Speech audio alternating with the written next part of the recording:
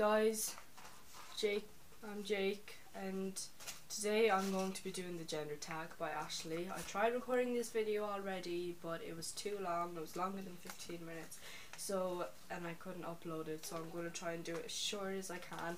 So I'm doing it on a piece of paper because, yeah, it's really crumpled, sorry about that, because I tried learning it and no, that wasn't happening. So yeah, without further ado, here I go. 1. How do you self-identify your gender, and what does that definition mean to you? I identify as a trans guy, transsexual, female to male.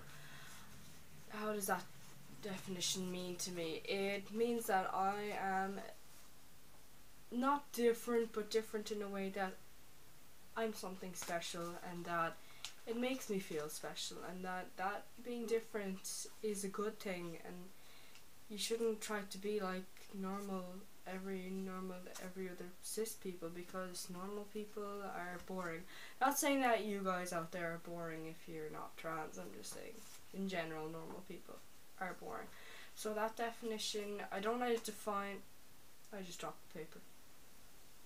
I don't let that definition define me, all of me, because I would like someone to get to know me better first before judging me, and then if they don't like me, they're just like, well, fuck you. Anyways, yeah, so that's what that definition means to me. Question 2, I'm going to try and do this as fast as I can. What pronouns honour you? The pronouns that honour me are him, his, he. If people call me by female pronouns by mistake and they're still getting there with the pronouns, then that is absolutely understandable, because I'm only out 3 months. But if people call me by female pronouns on purpose, then it is very offensive and very disrespectful. And then if neighbours, for example, know me as female and they don't know I'm trans, well then, and they call me by female pronouns, then that's understandable too. But you can really easily tell when someone is purposely calling you by your pronouns that you hate, then those people just aren't worth your time. I would prefer people to respect me and respect my chosen pronouns, because that is who I identify as. Question 3. Describe the type of clothing you most often wear. Well, like I said, I'm only out 3 months and I'm still working out my own style, but most of the time I wear my binder with a vest over it, a vest like this, and something over the vest. It could be a checkered top, it could be a denim jacket thing, but that's mostly what I wear because it makes my chest look smaller. I don't like wearing normal t-shirts outside of the house because they make me look really broad. I mean, I'm already broad, but they make me look even broader and I don't like it, so I only wear them around the house because they're very comfortable. So yeah, this is what I mostly wear. I wear snapbacks rarely, not often. I have a few of them. And jeans. I wear jeans all the time. I wear tracksuits maybe on lazy days, and that's pretty much it. Question 4. Talk about your choices with body hair. How do you style your hair? Do you have facial hair? What do you choose to shave or choose not to shave? Okay, well, talk about your choices with body hair. When I was kind of acting as female, I was shaving my legs and underarms, but now I don't shave my underarms. I don't shave my legs. My style with hair, I only recently got my hair cut yesterday, so yeah, my style with hair is just this. And how do I style it? I just use everyday wax. I might wet it and then dry it in the style I want it to, but I'm still working on the style with this because the style's only a day old. Do I have facial hair? I do shave my face every couple of weeks. I have no facial hair here whatsoever, but since I started shaving my face, I'm starting to get black hairs here. So I have little facial hair there.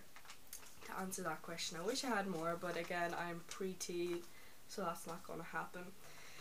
What do you choose to shave or choose not to shave? Yeah, well, the only thing I do shave is my face and somewhere else sometimes. So I'll leave that up to you guys for your own way of interpreting things. Question 5. Talk about cosmetics. Do you choose to wear makeup? Do you paint nails? What type of soaps and perfumes do you use? Okay, well, I don't wear makeup. I don't really use cosmetics except for E45 cream because I have dry skin. I don't paint my nails. I trim them for guitar. What type of soaps and perfumes? I don't use perfumes. I use deodorant, which is Lynx. I sometimes use cologne, 1 Million by Paco Rabanne, and I use simple soap for sensitive skin. Question 6. Have you experienced being misgendered, and if so, how often? Well, with my longer haircut, I wouldn't get past, well, I would get past all the time. I wouldn't be misgendered by people I don't know.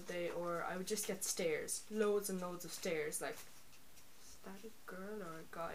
But even so, with this haircut that I got yesterday, I was in the chemist yesterday, and I've been going to this chemist for all my life, and I go there pretty often enough to get prescriptions and shit.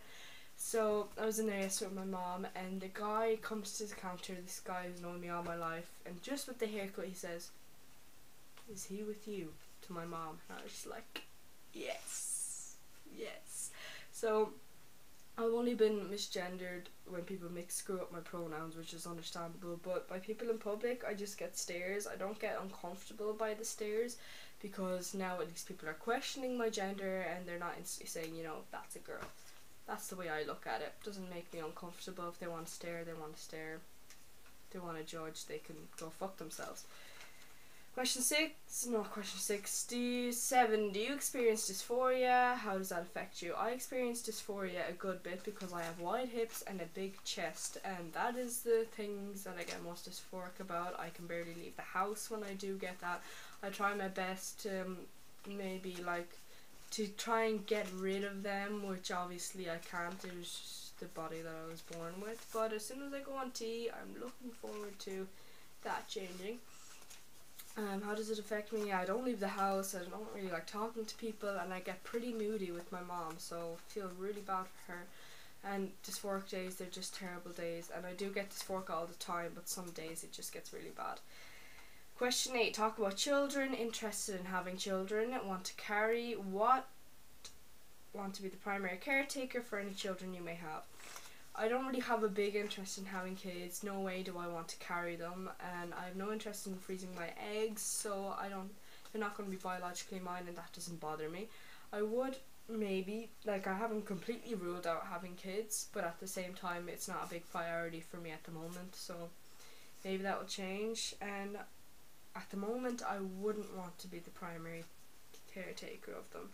I'm not a big fan of kids, to be honest, and they're not a big fan of me. But like I said, I'm not ruling out having kids when I'm older, because I don't know. I'm only 17. Question 9. Talk about money. Is it important to provide for a family financially if you choose to have one? Is it important to you that you earn more than your partner? Do you prefer to pay for things like dates? Are you uncomfortable when other people pay for you or offer to pay for you? Okay, money. It's not a huge thing to me. Of course, it would be nice to be rich, but not going to happen. Is it important to provide for a family if you choose someone? It is important to provide financially if I do have one, but I wouldn't mind if my partner earned more than me. That's just the way things go, and that wouldn't bother me at all. As long as I was contributing financially and everything was split 50-50, that's the way I like things. Fair, equal, even. That's the way things should be. I do like to pay for things like dates, even though a lot of the time I am broke, but I would feel very uncomfortable if the other person wanted to pay for the date, because I just feel like I need to pay for them. I like paying for it, but like I said, a lot of the time I don't have money. Whoops. But if I was with the person for a while and they offered to pay for a date, that wouldn't bother me, but first few dates I would like to pay for myself. 10. Anything else you want to share about your experience with gender? Okay, that's that gone. Just to be yourself. If you guys are questioning your gender identity, then don't let people get in the way. If people are a little bit ashamed of you, then they're not worth in your lives. And say if someone in your family is finding it hard to accept you, well then don't wait for them, because it could take them a while to get their heads around it. So just go ahead with what you want to do and be yourselves. So thanks guys for watching the gender tag. I hope this video isn't too long and I'll upload it. See you guys later.